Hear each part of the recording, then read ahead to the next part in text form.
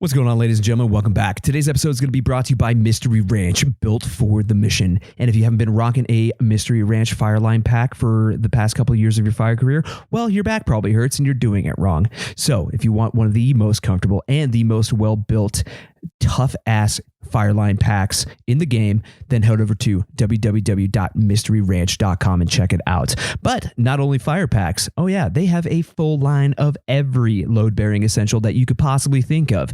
You want to go snowboarding and have a little day pack to go with you. Well, they got a solution for you. You have a deer or an elk hunt coming up. They've got a solution for you. You have civic clothes that you want to stash under the engine or the buggy bins. Well, they got a solution for that as well. Hell, they even make briefcases in case you need a crew boss kit. It's pretty badass. So head over to www.mysteryranch.com and check it all out. Oh, and while you're over there, check out the Backbone series. Yeah, Mystery Ranch has actually started the Backbone series, which is going to be the boots on the ground perspective of wildland firefighting here in North America. And check this out, they're also giving back to the community with that program. So go over there and submit your contribution to the Backbone series, and you'll be automatically entered into the chance to win a $1,000 scholarship from the Backbone series scholarship. It is pretty legit. So if you guys want to find out more, go over to www.mysteryranch.com and check it out. The Anchor Point Podcast is also going to be brought to you by our good buddies over at Manscaped. Oh yeah, your balls will thank you. And listen up, significant others. If you need to convince your other half to do some defensible space, downstairs below the belt, well, now's your opportunity. You can swing over to www.manscaped.com and pick up the perfect package. It is freaking rad. It has not only the Lawnmower 3.0 with a built-in light and the skin-safe technology that greatly reduces those chances for the manscaping mishaps. Yeah, no one likes to nick their balls. And it's waterproof, but it also comes with a sweet ass pair of boxers, a sweet ass toiletry bag. It comes with the crop reviver and the crop preserver. It is freaking awesome. So to get all your men's grooming essentials for those below the belt, and I guess it works on chest hair and everything like that too. So let's just say all of your men's grooming essentials, head over to www.manscaped.com and use the code AnchorPoint, all one word, at checkout for 20% off and free shipping. It's freaking legit. So once again, www.manscaped.com, use code AnchorPoint at checkout. The Anchor Point Podcast is also going to be brought to you by our premier coffee sponsor. And who is that? Well, it is none other than Hotshot Brewery. It's kick-ass coffee for a kick-ass cause, and a portion of the proceeds will always go back to the Wildland Firefighter Foundation. But in addition to kick-ass coffee for kick-ass causes, they have a full line of apparel that helps support that Wildland Firefighter culture, and they have all of the tools of the trade to get your morning started off right. So if you need an AeroPress or a camp cup or any of the like, well, head over to www.hotshotbrewing.com and check it out. Oh yeah, check this out. They also support the Anchor Point Podcast by slinging our merch. So if you're looking for one of those Fire Fiend tees or one of those Band of Brother tees or some stickers or anything like that, well, you know where to find it. Go over to www.hotshotbrewing.com and check it out. The Anchor Point Podcast would also like to give a shout out to our buddy Booze over at the Ass Movement. And if you guys don't know what that is, well, it's an acronym and it stands for the Anti-Surface Shitting Movement. I think it's a great movement that I can get behind. I don't know about you, but I hate seeing bowel movements on the public lands that I frequent, especially when I go fishing. It's inevitably, I'm walking along the trail down to my favorite fly fishing spot and I see a human turd wrapped in toilet paper. It is disgusting and that shit needs to stop. But this is where you come in. If you go over to www.thefirewild.com and check out the Ass Movement, you can help spread the poo-burying propaganda all on your own. Yeah, they have tons of stickers, patches, magnets, posters. They've got it all. Hell, even if you have a problem pooper on your crew, well, check this out. They even have turd trowels. Yeah, you can give them a little shovel to bury as a friendly reminder to bury your turds on the trail. So check this out. Listeners to this episode can get 10% off site-wide by using the code AnchorPointAss10 at checkout. So once again, head over to www.thefirewild.com and check out the Ass Movement.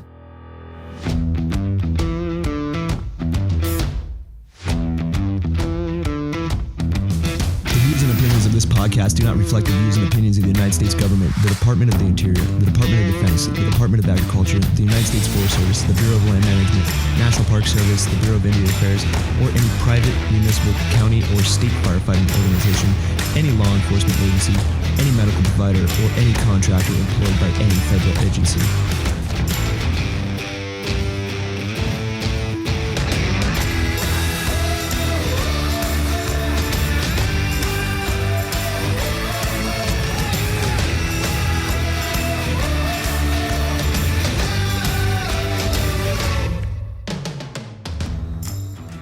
What's going on, ladies and gentlemen? Welcome back to another episode of the Anchor Point Podcast. Hope everybody is doing well and recovering from their holiday hangover. It is February, and I hope that everybody out there is doing their due diligence to acquire some fitness. And that fire season is fast approaching. So if you aren't doing that now, well, you're a little bit behind the curve. And that is both the physical fitness and the mental fitness side of things. So get out there and get some. Anyways, today on the show, I am so stoked. We have a very special guest, and it's going to be a little bit of a controversial topic, not going to lie. We're going to be talking about the inmate firefighting program in the state of California and one gentleman's journey through that whole thing. He has lived that life. He has walked in those shoes, and he is now a El Dorado hotshot, which is so badass. And I'm stoked to have him on the show. And I think there's a big message out of this whole thing, because I get a lot of questions about this. If you have a record, potentially have a past. And I think the big takeaway from this episode is to not let your past define your future. So we're going to talk just about that. And what better person to have on the show to talk about this subject than my good buddy, Armando Perez. So, ladies and gentlemen, welcome to the Anchor Point. Enjoy.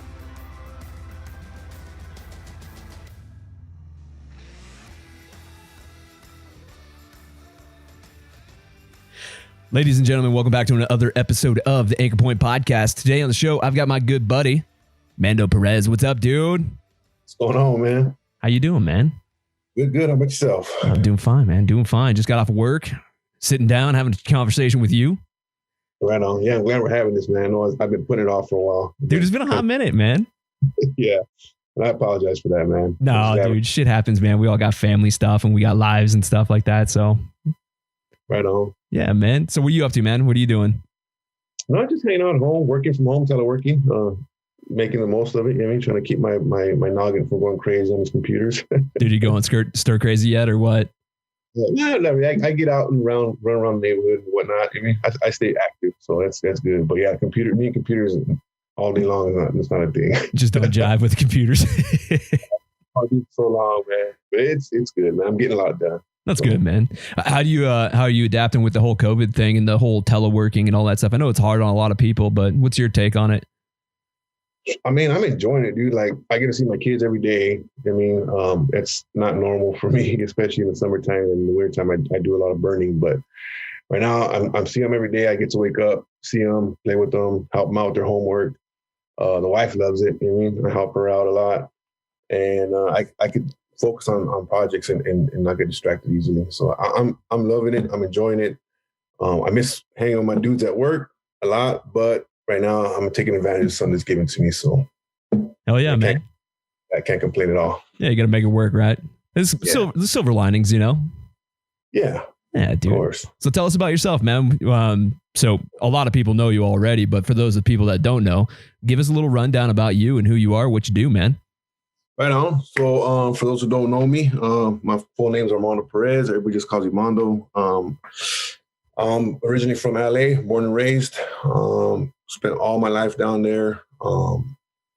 Moved up to the El Dorado in 2016 or 17. I don't even remember anymore. But moved up here because of job. I was offered a job on a hand crew, and I took it. And been here ever since. Loving it, man. I'm loving it up here. I do miss home sometimes, but I like it a lot up here, man. So just working, enjoying the time I do have at home, and trying to get better at my job every day whenever I am at work. Nice, man. So you're on Eldo, right? Yep, El Dorado Hotshots. Nice, man. Yeah, that's rad, dude. So all right, so every hotshot that I have on the show, man, I try and ask them, what's your definition of a hotshot? Yeah, it's the $1 million question right there, huh? Everybody's got a different answer, but yeah, I'd like to pick everybody's brain. You're always gonna have a different answer. I have a different answer every time someone asks me that question. So before I used to always be, it's about being tough, it's about being hardcore, sacrificing, putting other people first, and it's still all about that. I mean, that was me in the beginning. I mean, when I first came on the crew. Now I think it's more about continuing to be a hot shot. I mean, it's once you get in there, it's easy to get that hard stuff out the way and going. But then I think it's a little bit more mentally tough, mentally challenging as you go along, because you're not only you tough, strong, sacrificing, but you got the up and comers looking at you. You're a mentor, you're a leader, you're an example, and then you got to evolve, and evolving is big in the hotshot world. And I think that's where I'm at now, where I'm getting better at some, and I'm showing the next generation coming up behind me how to be that hotshot, how to transition to the next level of the hotshotting world. And I mean, I can sit here and talk about it all day, dude. But it's an ongoing process, and it's fun where you're doing it. I mean, you have a beginning, and there's an end state somewhere back there. We're not looking at that yet. Not quite yet. But the in between is what matters, man. What you do in between when you first started and to where you're going, and it's an ongoing process. I love it, dude. It's yeah. What's your favorite part about hotshotting, man? Oh, dude, the camaraderie, the people you meet, the friends you make, man, and the things you do with those people. It's like once you meet one person, even if you just meet them for 1 season, 2 seasons, or let's say 10 seasons, you have a friend for life, man. I mean, you might not be shoulder to shoulder every day, every night, but there's always going to be that connection down the road somewhere, because you guys suffer together somewhere in a hole or in a hill, on a ridge, and there's a connection you build, and it keeps going, dude. I talk to dudes that I first started with my rookie year. I still talk to them this day, even though we don't see each other. We text, we talk, we shoot jokes at each other, and how you doing? And, you check up on them, they check up on you. And it's a good feeling for them, for someone you haven't seen in 4 or 5 years. Shoot you a text, hey man, how you doing? What's going on? What's new? Let's catch up. I'm gonna be in town sometime in the near future. Let's hook up or something, man. It's an awesome feeling, man. That's the best thing for me, is the people. Oh, absolutely, dude. There's something to be said about that camaraderie too. I mean, it's crazy, man. I only did 1 season, and it was on a training crew, and Redmond Hotshots, and I still talk to those guys. That was back in 2016. I still talk to those guys and girls all the time, man. There you go. See, it's crazy how this works, man. It's like I tell people, man, it's the people. It's always the people.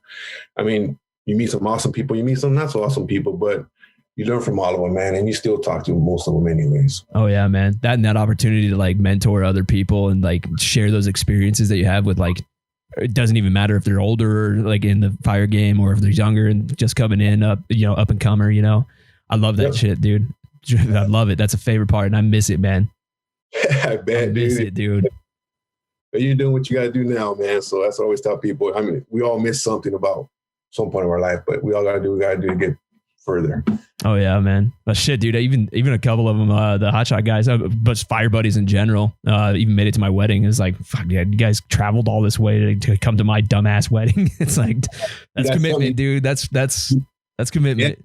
Left a lasting impression on them, bro, and that's awesome. That's a perfect example of what this does to people for people. I mean, that dude that you said, oh damn, you made it to my wedding. It's an awesome feeling, man. That means you did something in their life that's gonna last forever, dude. That's cool. Oh yeah, man. Lifelong friends too. It's like shit. Even people that I first started out with in 2009, I'll still talk to. It's just It's like lifelong, man. It's that bond. It's weird. Yeah, unexplainable, dude. It's going to last forever, dude. Yeah, man.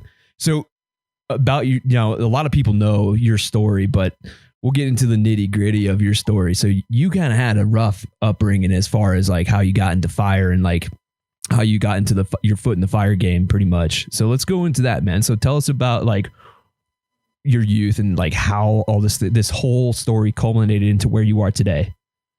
Right on. So yeah, my path to fire was different than most. I mean, there's a few of us out there that had the same path as mine, but it's different than most. And so I'll just take it way back, man. I grew up in a broken home. I was raised by my grandparents, my dad's mom and dad. They were pretty much, I think they took me in when I hear different stories from different uncles and aunts, but I was pretty much under a year old when they took me in. and they raised me. They raised me like one of their own. Since I was little, and I lived with them my whole life until I became an adult and started going the wrong path and ending up other places. But yeah, so I was raised by them, and I mean, they were my parents. I called them mom and dad till the very end. They're both gone now. I'm sorry to hear that, man. Thanks, man. Yeah, they raised me right, man. It wasn't their fault that I chose the path that I chose. They raised me right. They gave me all the moral respect, upbringing. Everything was perfect. I mean, I couldn't ask for better parents. But I did choose to do stuff that wasn't right. I mean, I made some bad choices, and it led me to get in trouble when I was young. I joined a gang, looking for that family when I was growing up. And I mean, to this day, I'm still in touch with some of them. They're really good friends of mine. I mean, we're just on different paths. Yeah. Some of them got reformed. Some of them changed their lifestyle. Some of them didn't. Some of them no longer here. Some of them are behind the wall and never come home.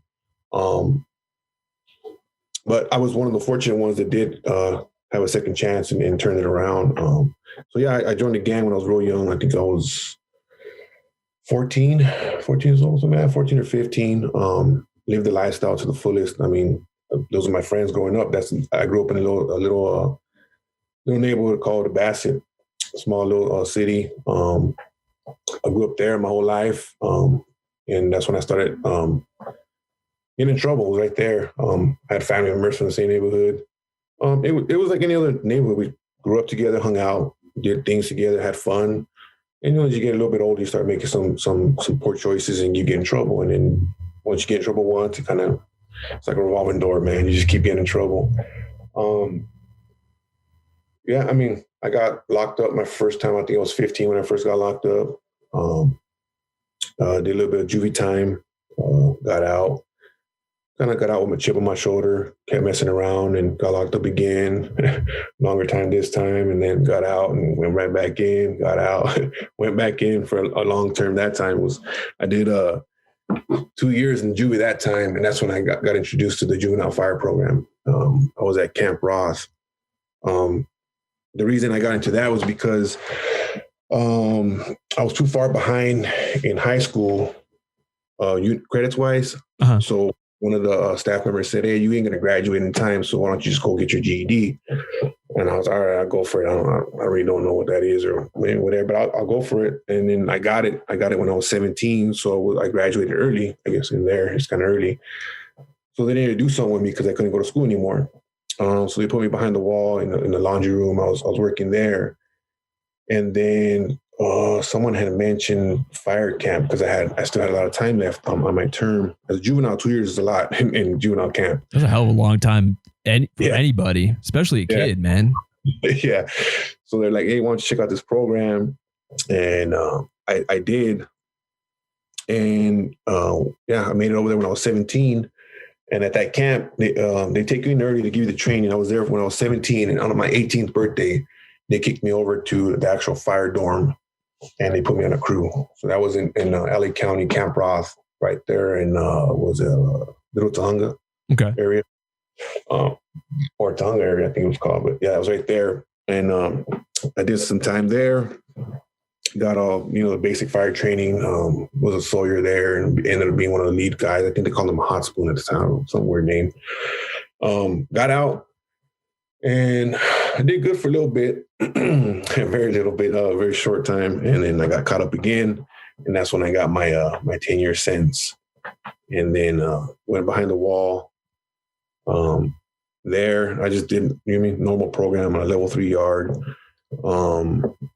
Up until I started dropping time. Dropping points. So I was like midway, and some dude was telling me about fire camp that came from there.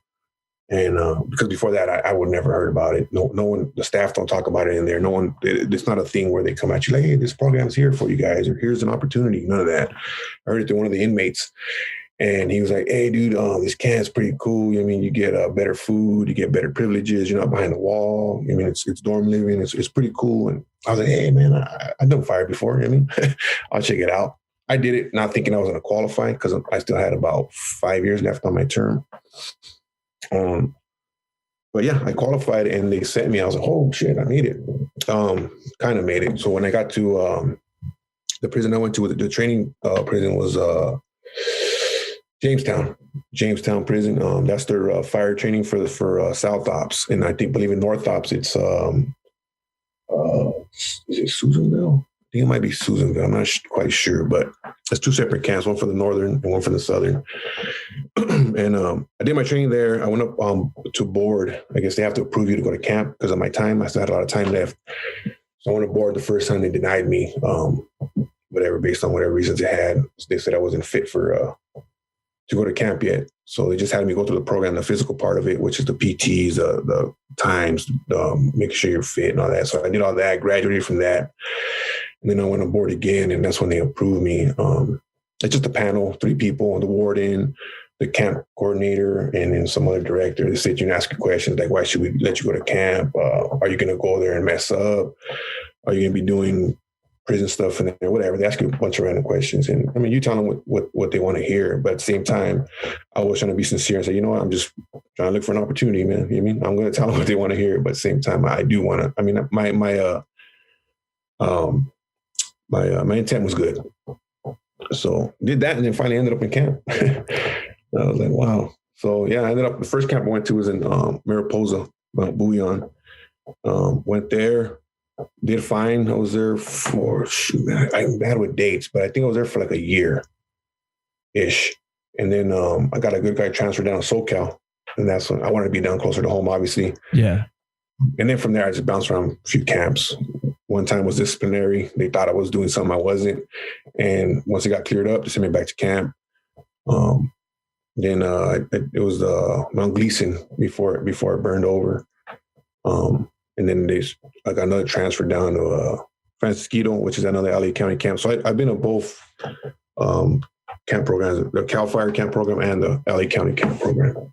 Okay. So now one of the camps, the youth camp, was ran by LA County, right? Yep. Okay. That was Julie. Yeah. And then the state was running the other camps, right? So Cal Fire was running the other program. Well, LA County has state inmates as well. Oh, okay. Yeah. So anything in the LA County area would be a LA County camp. You got like Francisquito, Acton, Gleason. There's another one out there in the Angeles. Can't think of it right now, but they got a handful of camps. I think it's like 4 or 5 camps they have, maybe more. I'm not sure. And then the rest are all Cal Fire.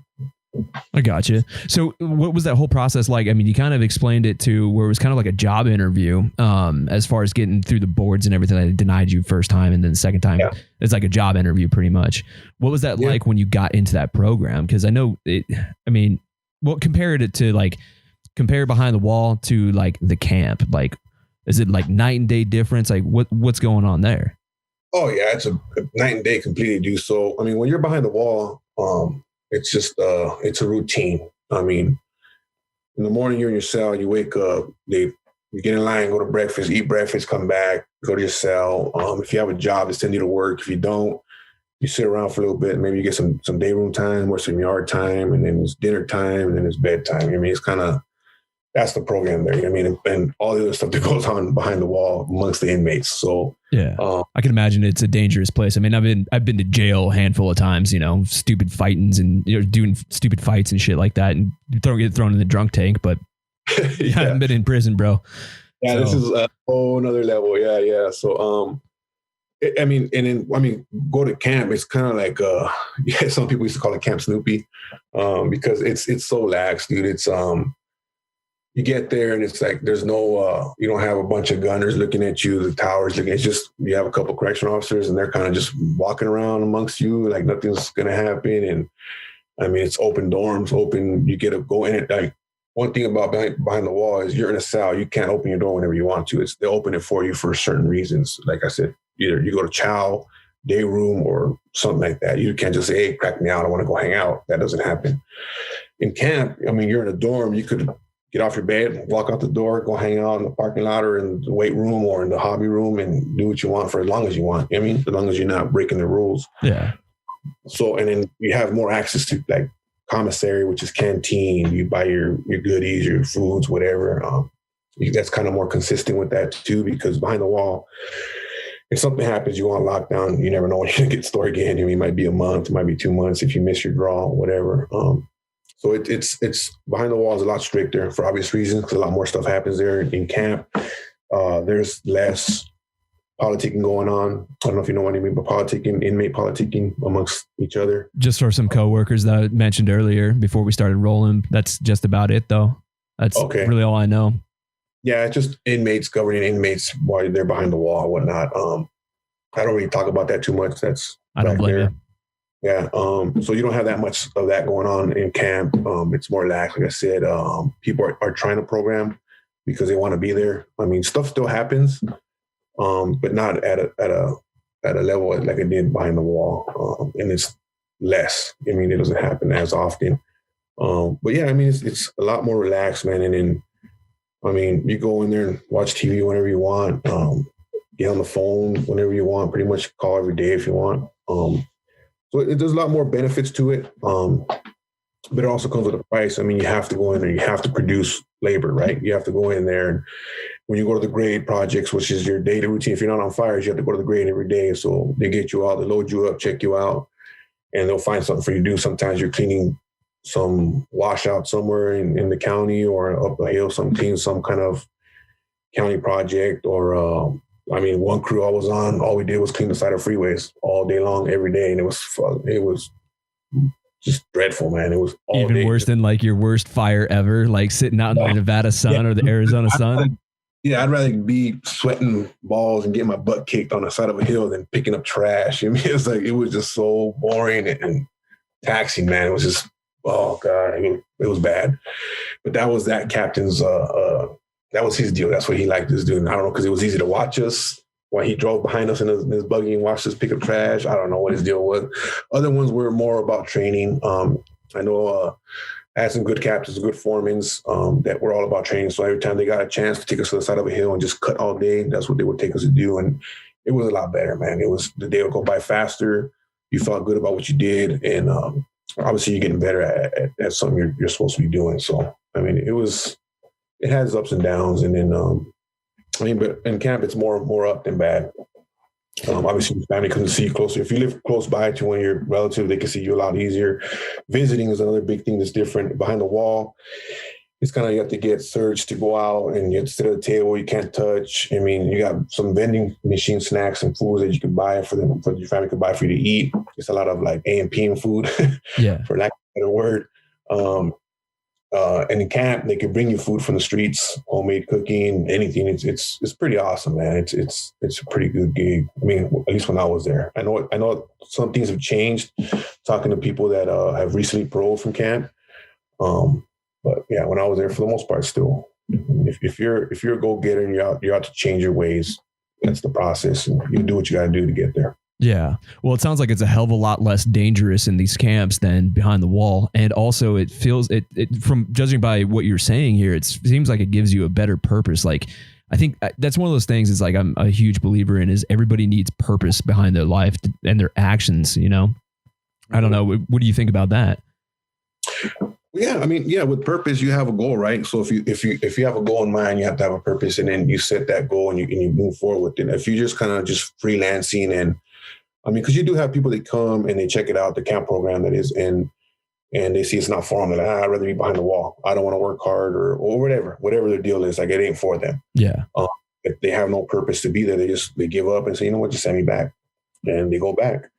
But the people who do want to get better at some or make amends for whatever they have going on in their personal lives, they use this as a stepping stone or as a guide. This is the path they're going for right now, because this is what they can do positive. So they run with it. I know I felt that way when I was in there. You know what? I feel like I need to start changing my ways. I got kids now. You know what I mean? I need to do something that's positive and that could get me going somewhere in the right direction. And for me, that was the fire camp program. When I got there, like I said, at first I was kind of just checking it out. And then I said, you know what? I like this. I like this a lot. I mean, it was good. You run with it. You build from there. It's a little foundation. It might not be the final product, but it's a building foundation. You go from it, you use it to keep shooting. And look where it's got me now. And there's more people like me who I've ran across. and they did the same thing. I got to camp, and it was something positive, and I went with it, and look at us now. Yeah, you came out of that thing on top, like kicking ass, man. It's fucking inspiring, dude. I think it's awesome. And that you're also mentoring other people that have maybe lived a similar life as you, and you could teach them all this other stuff that you had to find out and you've already been through, man. That's huge. Yeah, no, I appreciate it. Thanks. Yeah, and that's the biggest thing. Like I said, I want to give back. If I can help someone out, I will. I've told people in the past, like if I can help you in any way, reach out to me, dude. I mean, I might not be the end all to everything. I might not have the answer to everything, but if there's something I can do for you, I will. I also tell people, just don't waste my time with kind of the back and forth window shopping phone calls, because I do have a family and I do have work. I still committed to my job 100% of the time. So I do tell them, like, make sure you're into it, man. Like, if not, I'll give you what I can, and then it's up to you to do the rest. You do see those people that do follow through. There's this guy right now in my forest that I'm pumped on. I met him on a burn. He was up here in one of the inmate camps up here. I think it was Growlersburg. And he hit me up when we were on the burn. He started asking questions. I know people can see that I've been somewhere because of my tattoos, right? They recognize them and they see them and they hit me like, hey, man, how did you get there? And I'll tell them. And that's all welcome. I won't shy away from them. I won't walk away from them. I'll be straight up with them. I'll give them answers, whatever I can give them. And yeah, I told him, just look up my base, find the phone number online. If you do that, hit me up, leave a message, and we'll go from there. And he did it. And dude, we've been talking ever since, man. He works for the other hand crew here on my forest, the Type 2 IA, and they love him. They said that dude is awesome. His personality, his work ethic, everything he does, they want him back. They want him as a perm.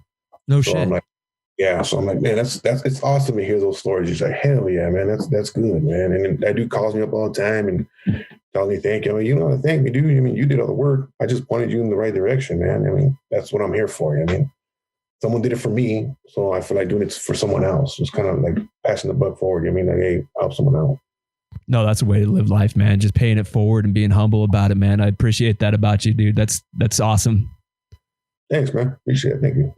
So one question I had for you too is all the things that you learned in the Cal Fire camps, in the LA camps. So one question that specifically I had was what was the leadership like? What was the training like? How was that? Was it comparable to what you're doing now, or did you get just a good foot in the door then and then expand on it when you got into the hotshotting world, or how did that work? Yeah. So, I mean, the training I got there is pretty much, it's the basic of the basic, right? They give you enough training to get by, right? And it's something that it's hard to explain, I expected more, but I also understand why you don't get more from those programs, because you do have a revolving door with these people. Sometimes you have people who are willing to sacrifice and put in the hard work and learn as they go along. They're real receptive and they learn, but I mean, they do something dumb and they get rolled up and they're gone. So it's kind of hard to, for the foremen to give their 100% to every single person that comes to that door, because they do have a lot of people that come and go. So you do get the basic training, which is enough to get you by at any level at those camps. But compared to us, there's a big gap, big gap, and it's not their fault. I mean, obviously, this is our jobs. We have more of a one-on-one with certain people when we are training. We do certain classes. It's a smaller group compared to, you say, 100 inmates trying to learn basic 40. I mean, you can't answer everybody's question at once, and it's a different learning curve as well, because half these dudes don't know what they're getting into. Most of the people that do come to the feds, they have some kind of training or some kind of knowledge of what they're getting into. I mean, inmates sometimes just go because they hear it's a better life, so they get into it and they're just like, whoa. Like I said, some people are like, this isn't for me. I'm cool. I'm out of here. I'm gone. The dudes that do like it, they'll stick around. Sometimes you have an inmate that stays there for a year, and sometimes you have one that stays for a week. It's a toss up, man. Sometimes they get caught up in stuff, and they're gone the next day.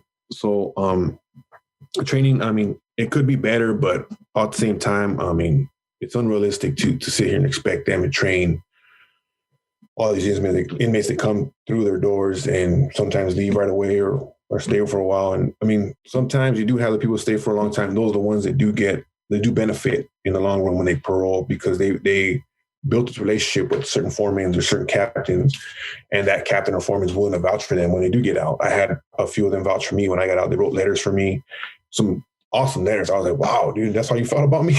I mean, awesome. You know what I mean? One of those things where you're kind of blown away with, like, dude, I never anticipated him saying this shit about me. That's awesome. I was like, wow, man. I was like, that's pretty cool. So, I mean, so you get stuff like that. And I've had other foremen and captains hit me up because they know a lot of them found out through fire that I'm out here doing it and with the Hotshots with Alvarado. And they'll hit me on, hey, Mando, I got this dude. You might want to check him out. All right. Well, I send him my way, man. Like, if I can't get him with us, there's a bunch of other resources here that are willing to take him if he knows how to work hard. And you do have people that get picked up, man. I have buddies down in Angeles getting picked up. I have one that's been down. He worked with me in the Alvarado in 2016. He's down there, and he's been working on the engine for 4 years now.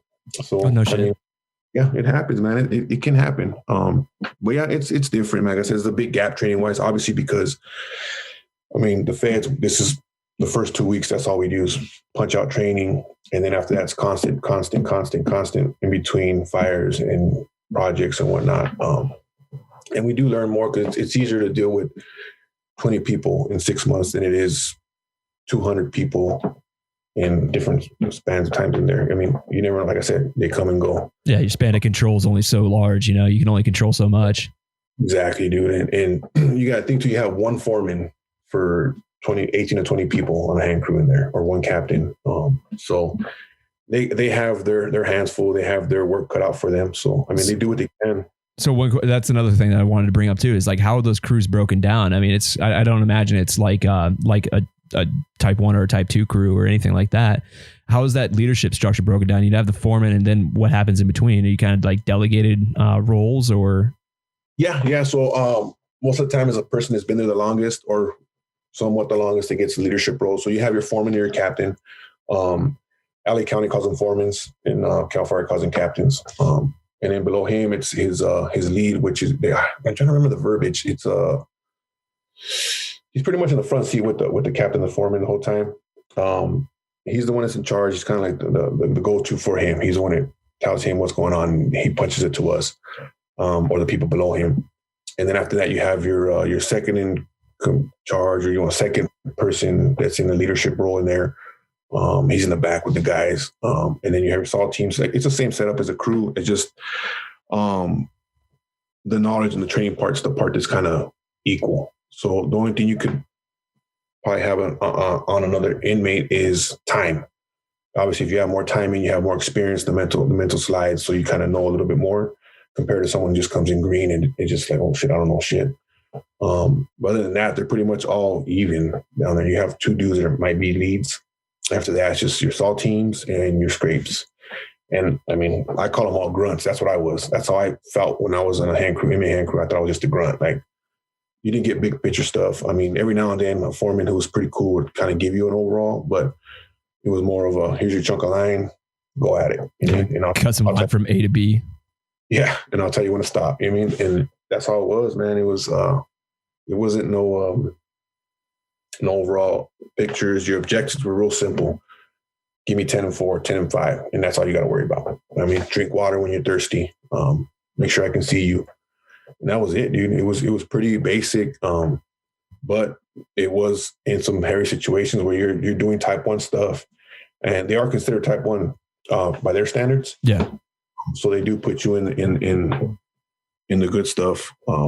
And I mean, sometimes you learn on the fly, man. I mean, I know when I first went to the juvenile one, I was like, whoa, what's this? Like firefighting? I always pictured it the red truck with the water hose. You know what I mean? Not when they throw you a tool and say, hey, start digging. Like, what are we doing digging? So it's different, man. Yeah, totally different. It's like a lot of people don't know too. Like the general public doesn't understand, or they just, I guess, aren't privy to the knowledge that firefighting actually is, especially wildland firefighting. You know, like you're saying, dude, you're expecting a big red truck with a water hose, but no, you're out there with a fucking gardening tool and a chainsaw and hoping for the best. Yeah, they say cut line. You're like, what? Why are we whacking weeds? But I mean, once you got a hand of it, you learn what you're doing. It's you're like, okay, I know what I'm doing now, and it's actually very effective. So yeah, that's the biggest thing right there is just the training and like I said, it's not it's the way the program is built. I mean, that's how it works. That's how it's been working. I guess that's how it's going to keep working for them.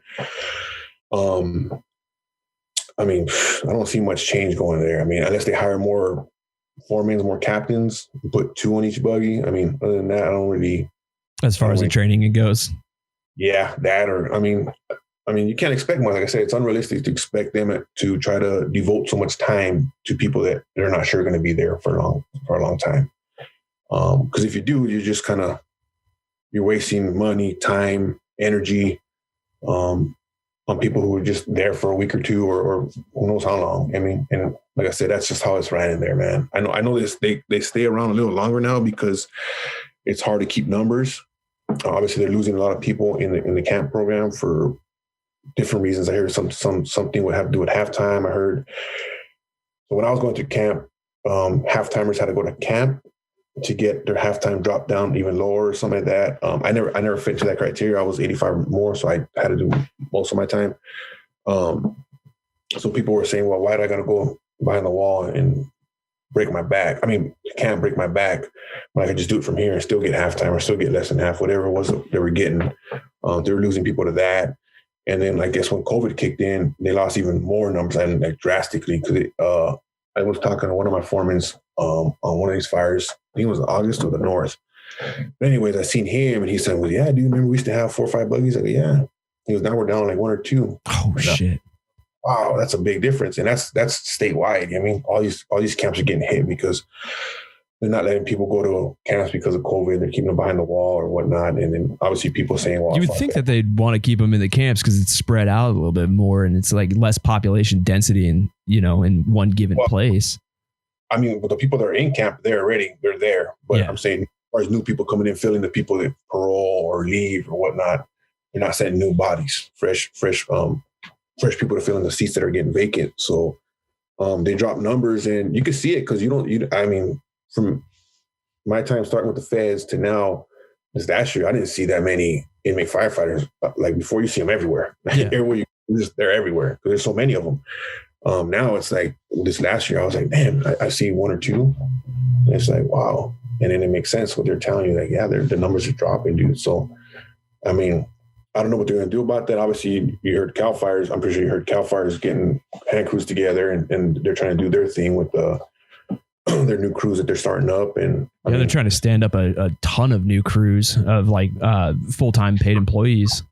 Yeah. Yep. Exactly. So, I mean, it should work out as far as I can tell. I haven't done much research on it. But the people that I have talked to, because obviously people hit me up from CAL FIRE, and it sounds like it's a good thing from what they're telling me. It's going pretty smooth. I think they're trying to get their quals going in the right direction, get it situated right. So we'll see. I mean, more power to them if it does work. I know we can use the help. Yeah, no shit, man. Well, rumor has it that that CAL FIRE is going to actually surpass even seasonal and perm employees when they're on in the summer here pretty soon. I think we have like roughly like 10,000 for the Forest Service. And yeah, I guess rumor on the street is that CAL FIRE is going to surpass that this year as far as employees. Wow. Yeah, dude. That's cool. Good for them. Yeah. I'm looking at the numbers, and that's going to take probably a huge hit from the Forest Service too, because I know a lot of those dudes are highly trained and highly qualified, those guys and girls, and they're going to go over there and jump on a CAL FIRE hand crew. I mean, oh yeah, dude, yeah, that's going to hit us, dude. It's going to. Yeah, once they hear they're going to make more money, they're out. Yeah.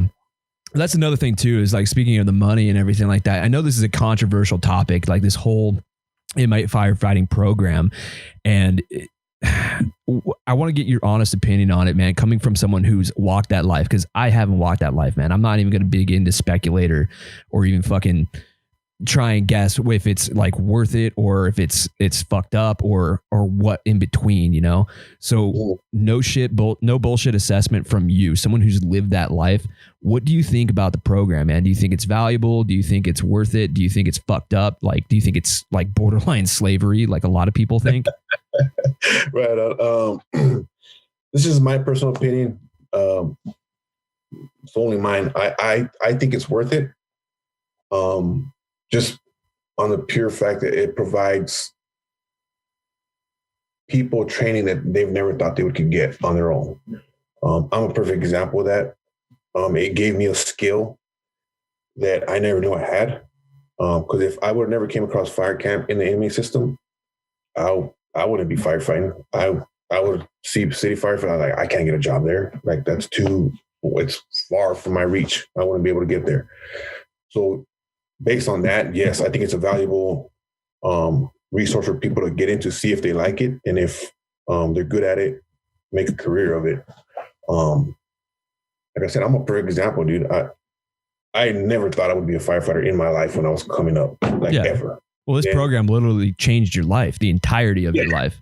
Yeah. So I got into it and I found something that I'm good at. I mean, I was like, wow, I'm actually good at this. I can comprehend what they're telling me. I'm learning, I'm getting better, and I'm growing. That purpose too. That's what I meant by purpose previous, like comments. It's like that chosen purpose. Like you find purpose in this. Yeah, I got you. There you go. Okay, yeah. I misunderstood. Yeah. Well, yeah, exactly, dude. So it's a valuable resource. I think they shouldn't go away with it. If they have the money to put into it, make it better, go for it, dude. Because I mean, and even when they're in there, they're doing some kind of good for the communities, for firefighting. I mean, whenever I'm around inmates and they tell me if I want to use them, I use them all the time, dude, because they're a valuable resource when you're out there, especially when you have nothing else helping you or no one around you. And they could come in and hold line, big line, burn out with you. I mean, chase spots, whatever. It's a good program in itself while firefighting. It also gives people a life skill that they can build on when they do come home, an opportunity to say, you know what, I know how to do this. I'm going to keep going with it. And if they do, awesome. If they don't, like I said, that's their choice. But they were given a chance. And I mean, not many people get that chance to learn how to do that. Yeah. So, I mean, as far as the slavery topic, man, I get that a lot. It's a hot topic right now, man. Well, it has been for a long time, but so when I first heard it, I was like, wow. I kind of, because before I kind of tuned out of all this conversations, especially on social media, I was like, I don't want to hear that stuff. Just don't want to get sucked into some bullshit argument. Just because everybody's entitled to their opinion, and you hear different opinions, and then me being in there, I was like, oh, that's not true. That's not how it works. But then I talked to some of the people who recently paroled, and it is different. So I don't think it's slavery because, I mean, it's somewhat voluntary. I mean, you don't have to be there. Yeah, you got to make the choice to actually commit to that program. So that's how it was when I was there. And then talking to some of these dudes that recently paroled, you kind of get thrown into it if you fit the criteria. Before it was, I need to sign up. Hey, look at me, take a chance on me. Now it's like, they go through your stuff and this guy fits the criteria to send him. He fits the profile to become a firefighter. Send him. He doesn't have, it's certain things you look for in your file, like violence, certain violent stuff, your time, certain amount of write-ups, whatever it is. And then they'll send you. So now they're just sending you without even asking you from what they were telling me. And once you get there, if you refuse, they write you up. That's a little fucked up. That's really fucked up. Yeah, that's holding someone hostage. You know, they're taking your choice away from it. So that's the part where I'm like, oh, okay, it's not the same as before. Because back then you had an abundance of people wanting to be in that program. I mean, you had classes and classes and classes lined up to try to get to camp, waiting in Jamestown. Now they don't have the people. They're missing people. They don't have people wanting to volunteer as much as anymore. Like I said, because of certain rules that change within the sentencing laws. So it's changed for a lot since the time you were doing it and exactly. Nowadays. Okay. Yeah. So now I was like, they're throwing you in there. And if you refuse, you get written up. And obviously if you get certain write-ups, you lose 30 days. And then if you get another write-up within that time span, you forfeit those 30 days. So now you got time added to your time and you don't get it back. Are you fucking serious? Yeah, so that's how it's explained to me now how it's going. So I'm like, oh, okay, now it's kind of fucked up. But I don't know. I mean, I'm not there anymore. I don't know exactly what's going on, but this is coming from people that I trust telling me what they're telling me. And it is messed up. And I talked to two different people just to verify, and both of them told me the same thing. It's like, yeah, dude, it's not the same. Like now they kind of force you to get in there and make that choice. So. Oh man, it's a slippery slope, dude. I don't want to talk on something that I'm not there and I didn't witness firsthand. But talking to the two people that I did talk to and their trusted friends, it is like that, and I can see it going that route because they do need people. Do I agree with it? No, I don't. But That's a tough one. Yeah. So I know. And that's that whole controversy thing. So I wanted to get your opinion over it. I mean, I know I'm going to catch some fallout for this, but I want to do publicly state that I have a big fucking problem with especially privatized prison systems. The prison system in general it's a system that's set up for kind of like failure almost. It's designed to keep you behind the wall, basically. Yeah. I mean, dude, straight up, dude.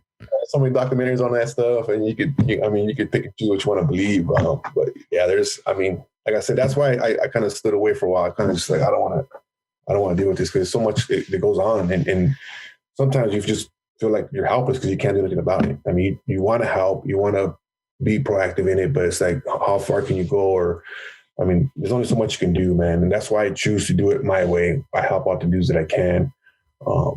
And I do it from there, man. Cause I mean, like like you said, it's a crazy topic, dude. And I mean, are things going to change? Who knows? Do I want change? Yeah, of course. I mean, I want things to get better for these people, especially if they're really into changing. Well, especially if they deserve it, man. I mean, they're just normal folks like you and you and I, you know, they're normal folks like you and I that may have made a bad decision. It's like, where do you go from there? A lot of these people have done their time already, and then they're getting shit added on top of that, man. That's the thing. I mean, I guess you just gotta try to make a good out of a bad. I mean, for lack of a better word, I don't know. I wouldn't know. I would have to be in that situation to see what it's like. But I mean, it sucks for those who are going through that if it is happening that way. And I hope there's a light at the end of the tunnel, because I mean, it sucks when they're forced you to do something you don't want to do. And like I said, I don't know for a fact. Like I said, that's just what I heard talking to people. But at the end of the day, it is a group program. You do have good folks that come out of there. And I met people that I didn't even know that I knew they were in fire already. I didn't know they were ex-inmates. And down the road, after they found out that I was doing my thing, they're like, hey, man, I was in your shoes too. And I was like, what the fuck? I know you. How long you bring time in this? Yeah. So, I mean, there is good people out there, man. There is a lot of good people out there. Yeah. And just because we did something bad in the past, it doesn't define us. It doesn't make us who we're going to be. Exactly. And that's the thing, man. It's like your past doesn't define your future at all. Never does. So, yeah, I hope this program lasts, dude, because like I said, I truly believe in it. I think there is some things that need to be tweaked and worked on. They could be better, and that's on both ends. But it is what it is for now, and I just hope people make the best of it and take it for what it's worth, man. It's a second chance. It's a second chance at a life, at a lifestyle, trade, something that's going to send you somewhere in the right direction. So yeah, it's going to empower the rest of your life, man. You got a hard skill coming out of that. And you know, there's a lot of silver linings out of this program. I mean, yeah, there's some fucking dark shit going on behind that, but there's also some good. I mean, there are some silver linings. Like you get a reduction in sentence, you get better food, you get a hard skill too, like that you could take to the next employer. And in fact, there's been some recent legislative changes in the state of California that I kind of became aware of that basically, I don't know if like the records of these former inmates were going to be expunged that have went through the fire program, if they're like fully expunged or what, if there's like some certain special clause. But now if they're a former inmate that did some time, like Cal Fire can't say no to you. Yeah. Which is fucking awesome. That is cool, man. That's a good job. That in itself is a awesome opportunity for people to take advantage of. So the way I understood it, if you went to the fire program while you're an inmate, you have that action at getting your stuff expunged. Because I mean, the only thing, because Cal Fire does hire ex-inmates already. Yeah, but it's hard. It's hard. It's really hard. But there is people that do make it in. And the feds kind of pick us up more readily than not. It's not a knock on the feds, but I mean, they know hard work when they see it. But this, I think, kind of expunges it all completely. So you should have more action. You don't have to admit to it if you don't want to. So, I mean, it's better for the city fire departments to get in with them is the big thing. So if you do have that skill and you do have that drive to get better at it, and you do pick up some paramedic skills or something, and you do go to Big Red, you have action, man. Hell yeah, man. That and it reduces the rate of recidivism too. You know, I mean, if you come out of this, you got a job, the less likely you're going to be back in the system, you know?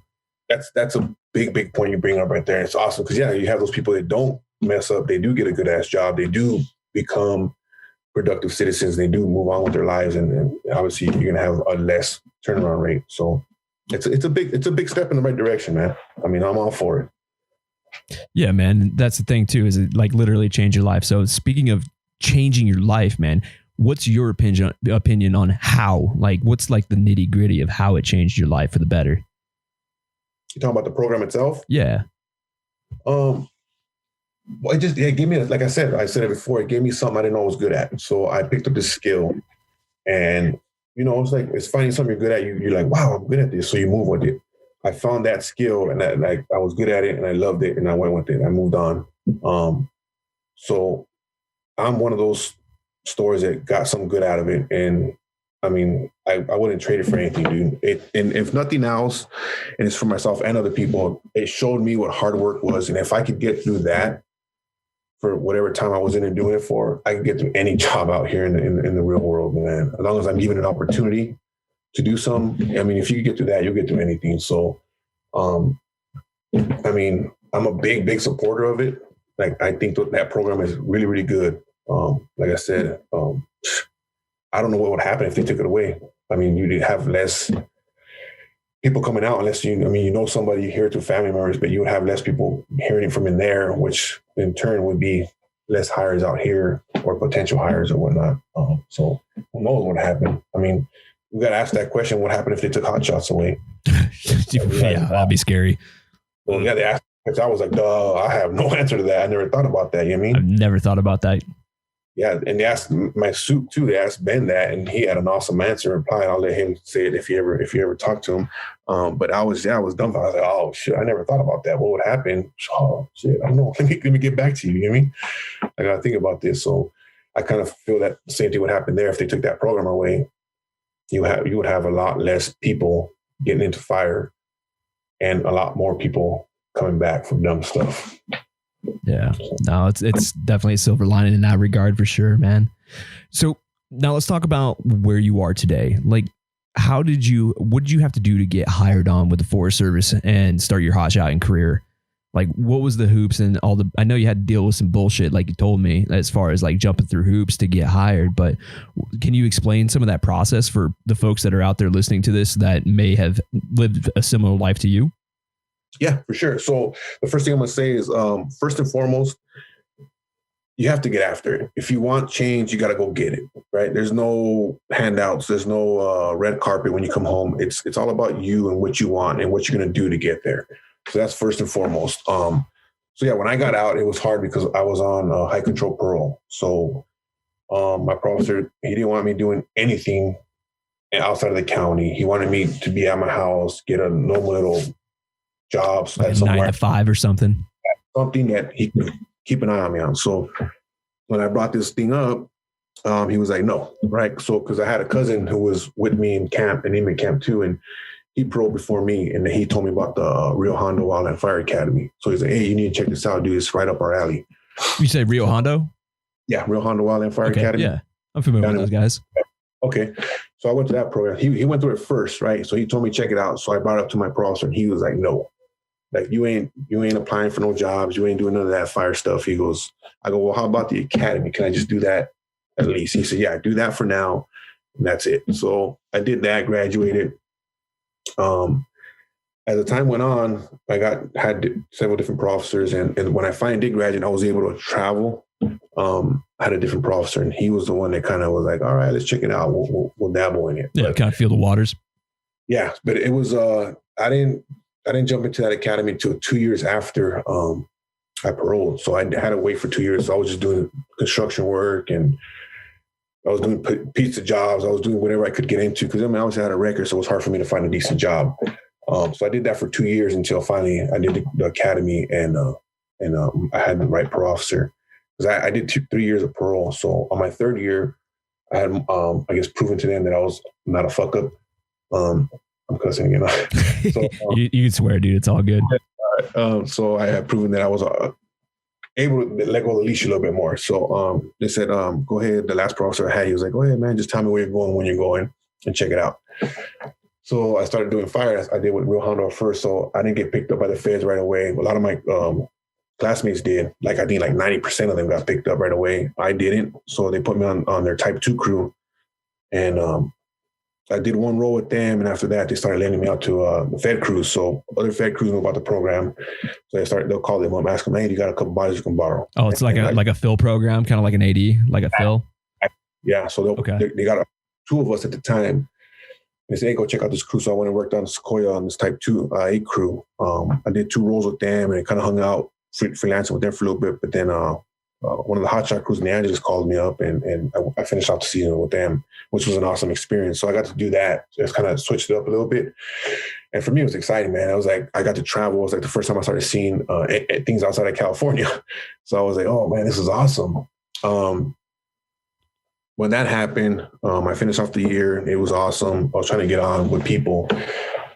And at that time, hiring was a little different. It was a little harder to get picked up by certain people for whatever reasons. So I didn't get nothing locally. And I got picked up at a region in Region 3. And I went out there, did a season. Same thing. I filled on with the Hotshot crews out there. And they were trying to keep me over there, but my wife got pregnant. So I was trying to get something closer to home. So I came back and I applied here. And the Hotshots up here picked me up, Eldorado. And I've been here ever since. But I mean, the biggest thing about that is, people are going to look at you. I mean, I never hid my record. I made it clear when I applied. I said I had a record. I said what I was locked up for, how much time I did. I wanted that to be out there. I didn't want no surprises after that. Well, you didn't tell us this. You didn't tell us that. Yeah, be transparent as possible. Exactly. That was my process. And I tell people the same thing when they ask me, hey, how do you apply? I say, just be upfront about everything. I mean, if they don't ask you, cool. But you put down what you have to put down on your app to make sure they know where you're coming from. Because they're going to ask you, where'd you get your experience from? And you got to say, well, I came from the anime hand crew. So that's what I did. And not everybody's as receptive as other people's. I mean, sometimes they give you the look, like they size you up and they see your tattoos and they're like, okay. And all right, well, thank you for coming. They kind of give you like a second look, like this dude's still a gangbanger. Yeah. Exactly. Yeah. So, and you can't blame them, man. I mean, if they see it and they're like, oh shit, are we going to take a chance? It's a gamble. I mean, would I take a gamble on something like that? Who knows? Maybe because I come from the background, I would. But if I was a straight-laced guy and I didn't know any different, I'd be like, oh shit, this guy might be trouble. So I don't blame them. So you can sense, you feel it. I'm busy right now, baby. So you can see it when they're not interested, right? Okay, you move on. You go to the next one, right? So you just keep on doing that until you find it. So the thing that helped me out a lot too, and they made it clear, a lot of these captains and these foremen and superintendents that I talked to, they said was that I called, I followed up, and I paid their station a visit when I could, right? I would call up. The quintessential station visit. Exactly. So that's big. That's big for us in the feds, man. We want to put a face to the name. So, I mean, I just did it because that's what I was told to do. Like, hey, real Hondo kind of tell me, you want to visit these guys, you want to talk to them, build some kind of something with them.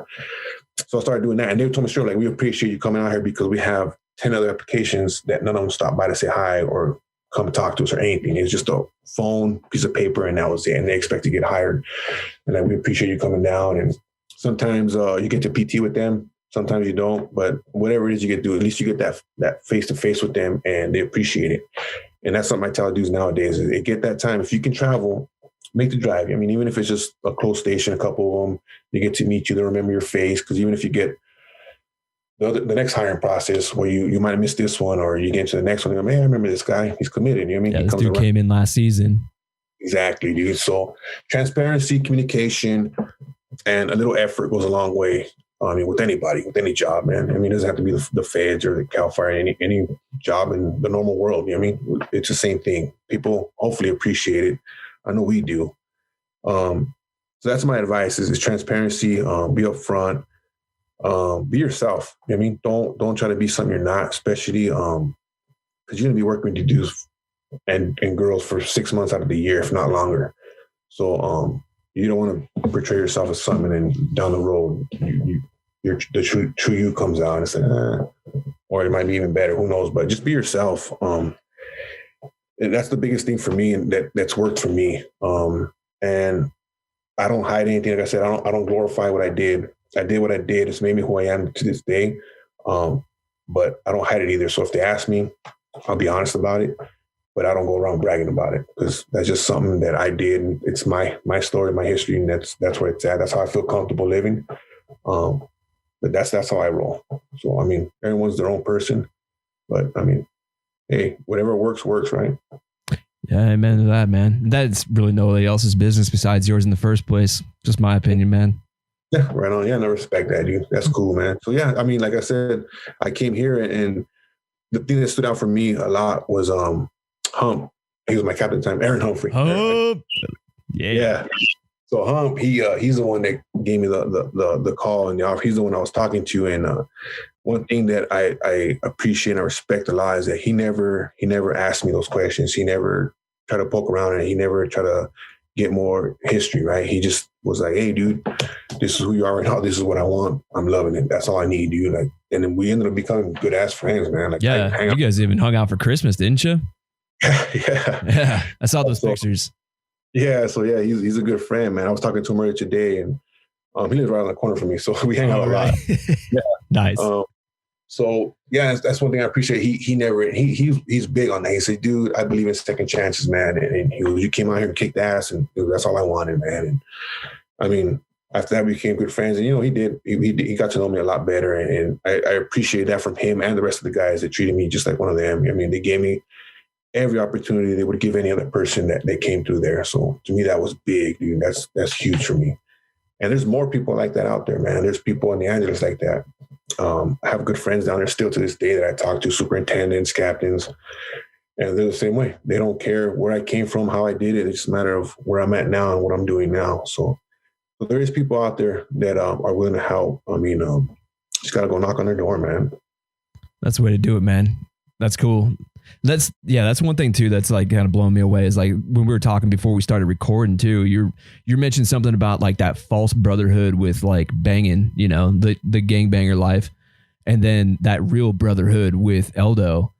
And what was that like, man? I mean, obviously it's kind of sounds like a dumb question as far as like comparing the two, but what's that brotherhood like, man? Because you have like that false brotherhood, with the gang life, and then you got that solid ass brotherhood with Eldorado Hotshots.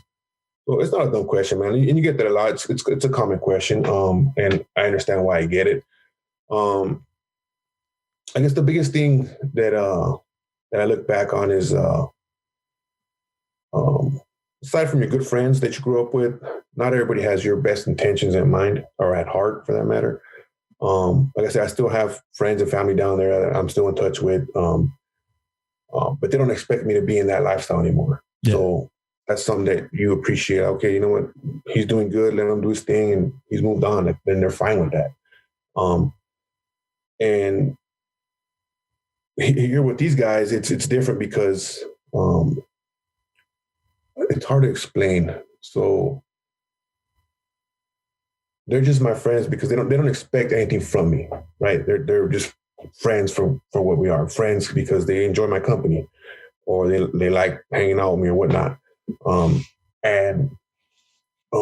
Aside from my family down there and my good friends down there, they don't expect things from me that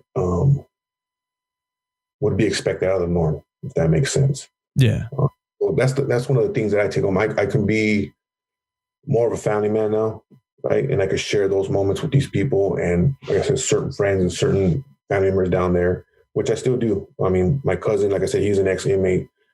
He's a hot shot right now too. Shout out to my cousin Dave on Little T. Same thing. He grew up in the same lifestyle as me, and he's the one that kind of helped me get in the right direction with the programs and whatnot. Yeah, we're still in touch. We were talking earlier today too, and it's different, man. He says it himself too. He said, "Yeah, dude, it feels good just to be chill." I guess for lack of a better explanation, man, we're just kicking back with our families and doing our thing, man. That's how I see it now. Like I said, I won't knock the people that are doing what they're doing down there because I don't know what their situation is. You know what I mean? They're doing what they think they need to do for themselves and whatever they're going through. That's their choice. I do wish them the best, you know what I mean? Because a lot of those dudes are still friends and family members and whatnot, but I'm just doing what I got to do to raise my kids and make a better life from them. So that's what I do. And that's how I kind of live my life every day. You're doing a damn fine job of it, though. That's for sure, man. Like, I mean, look, that's one thing that's cool, man, is, you kind of set the definition for how having a troubled past shouldn't discourage you from your future, man. You're living it, dude. I do. So yeah, I mean, like we said it, we talked about it. I mean, what I did before, what you did before doesn't define who we are, who we're going to be.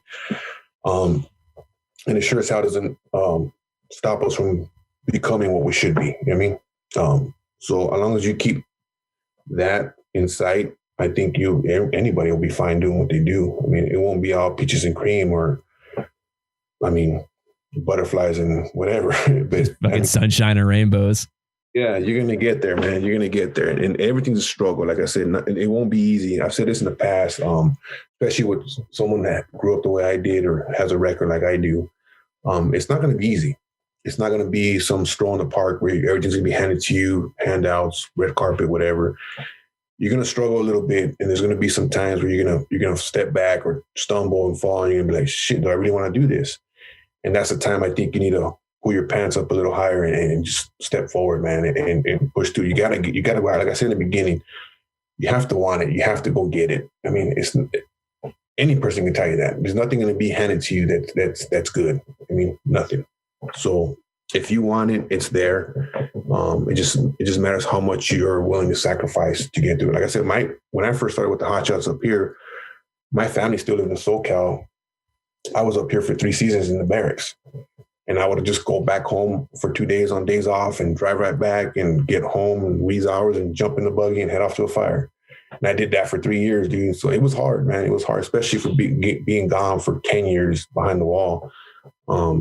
It was like, damn, I'm doing this again. Like I'm sacrificing. I'm not seeing my kids and my wife and my family, my dad, and my mom. But it paid off in the long run. I mean, I'm here now. I'm enjoying it.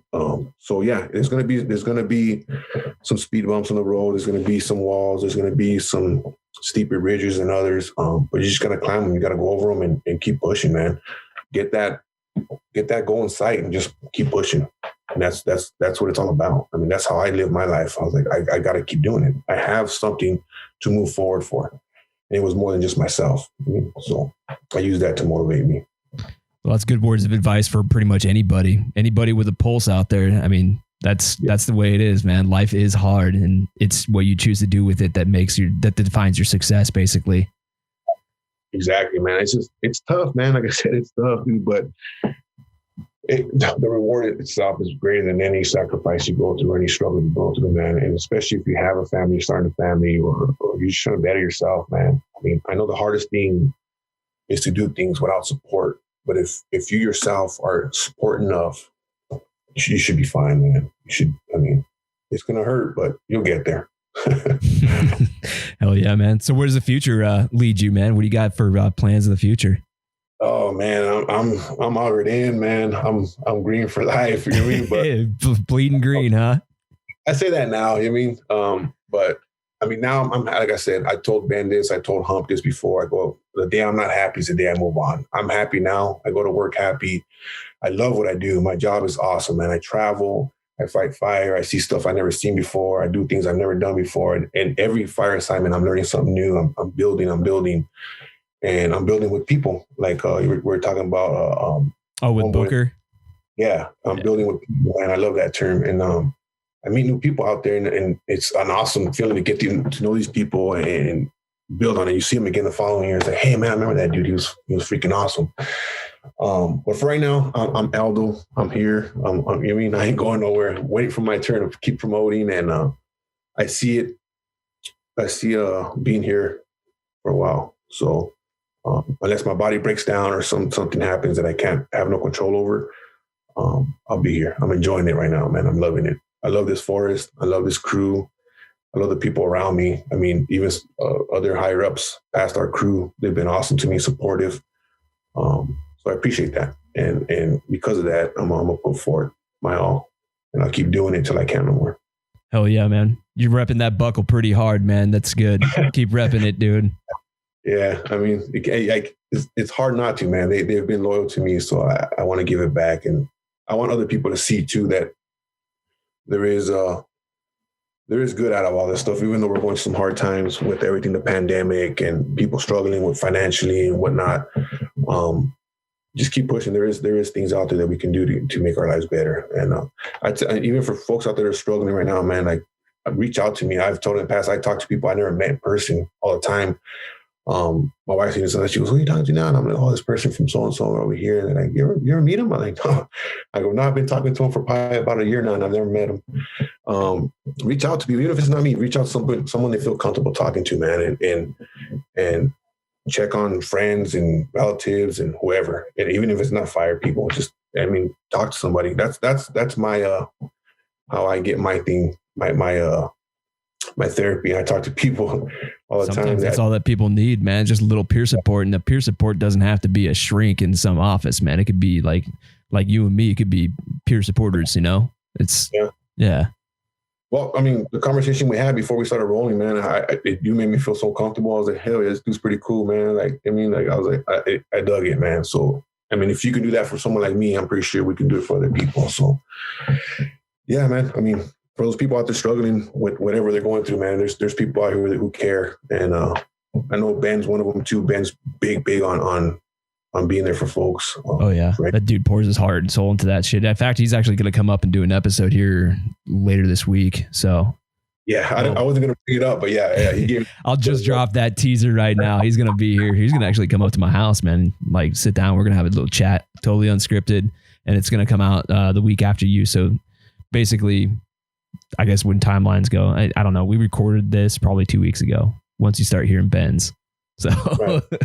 Yeah, it's weird, man. You got to plan way in advance with this whole podcast shit. So I'm glad somebody's doing it, man, because people need to be heard, man, and it's good because there is a lot of people out there that are going through the same stuff we're going through, and we're going through the same stuff they're going through. So if we can reach out, and touch someone in any way, help them out in any way, it's awesome, man. And I appreciate people like you who are taking your time out of your day to do this stuff and spread the word and get good people's voices out there for those who need it. And it's awesome. I appreciate it, dude. Like I said before, I was not big on talking to people, especially on podcasts and whatnot.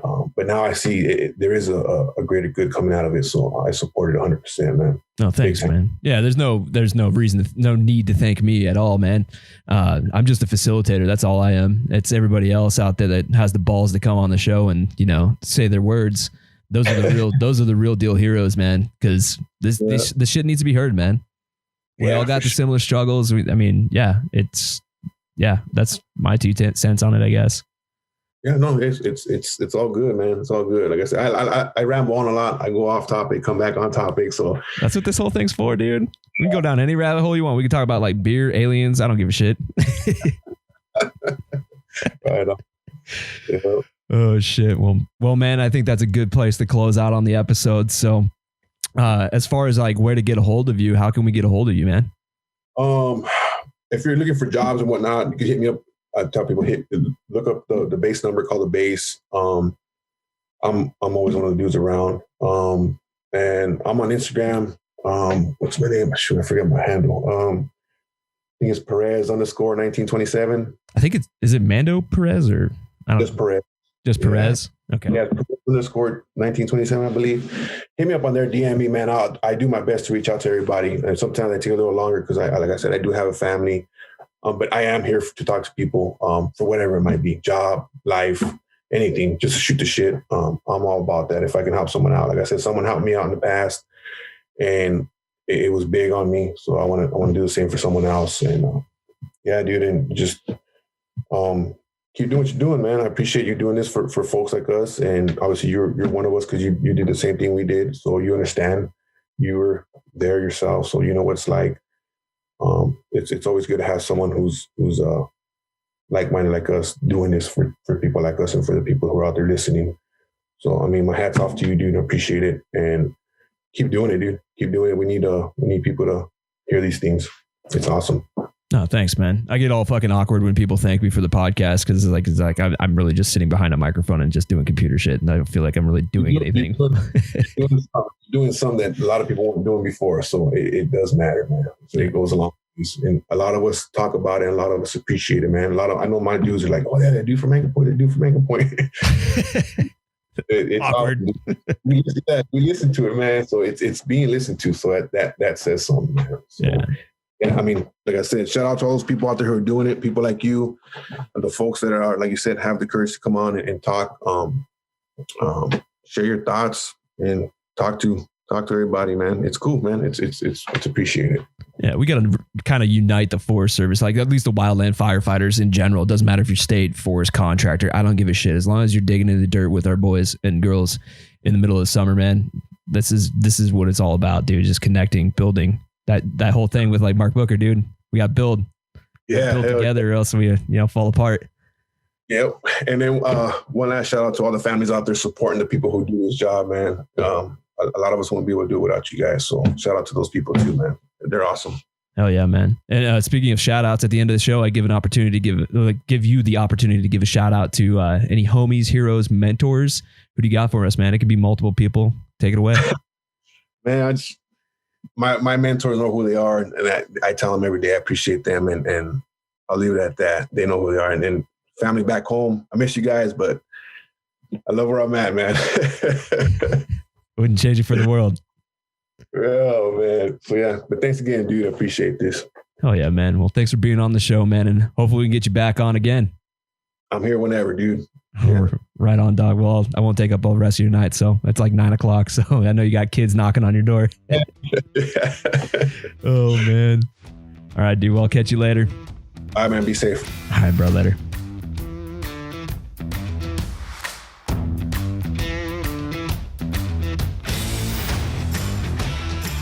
And boom, there we go, ladies and gentlemen. Another episode of the Anchor Point Podcast is in the books with my good buddy, Armando Perez. Mando, dude, thank you so much for coming on the show and sharing your story and sharing what you know about getting into the fire service if you have a record, man.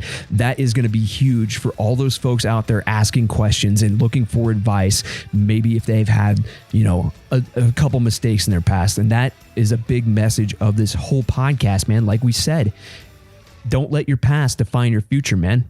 There is awesome opportunities out there, and you found yours and you made it work, and now you got a beautiful family and a beautiful job, and you're loving life and kicking ass, dude. So thank you so much for being on the show. If you guys want to get a hold of Armando, I'll definitely drop his information in the show notes, and definitely hit him up, man, especially if you have questions about this topic. No, it's a little bit controversial, but that's just one man's perspective of the whole system, and I know it's changed a little bit and things are different nowadays, but maybe we'll get somebody else who has recently went through that the current program that the California inmate firefighting program is all about these days. So look for that in the future. Special shout out to our sponsors. We got Mystery Ranch.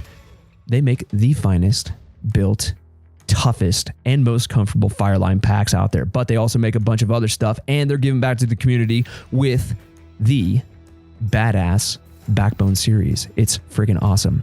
We've got Manscaped. Oh, yeah, your balls will thank you. And listeners to this podcast, oh, yeah, they can get 20% off plus free shipping site-wide. It's pretty badass. We got Hotshot Brewery, purveyors of the finest coffee on the West Coast, and it's kick-ass coffee for a kick-ass cause. Swing over to www.hotshotbrewing.com and check them out.